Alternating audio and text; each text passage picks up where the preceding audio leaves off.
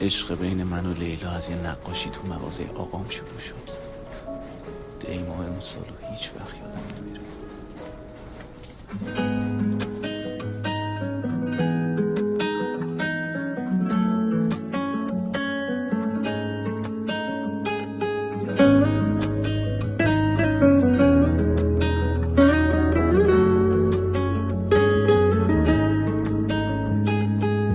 میگوین میروی با آخرین باران زبانم لال، میگوین از دلم دل میکنی آسان زبانم لال.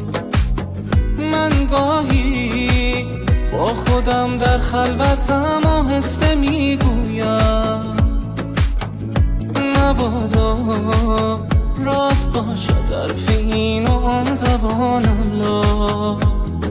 میترسم از این راه، از درد بی درمان. تو میروی یک روز با آخرین باران.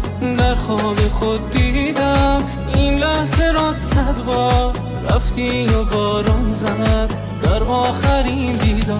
اگر رفتی و ماندم در دل طوفان خلاصم، به دور از گریه ها و چشم اینم خلاصم کن. پس از تو زندگی جایی برای من نخواهد داشت. مرا با خاطرات آخرین باران خلاصم کن.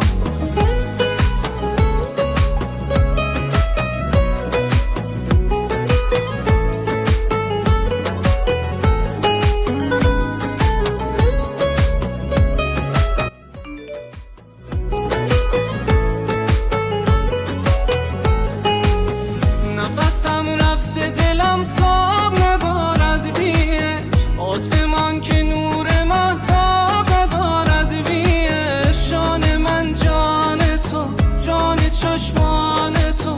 من بریدم به خدا در غم پنهان تو. من خرابم بیش، در عذابم بیش. من اسیری شدم عاشق زندان تو. میترسم از این راه، از درد بی درمان. تو میروی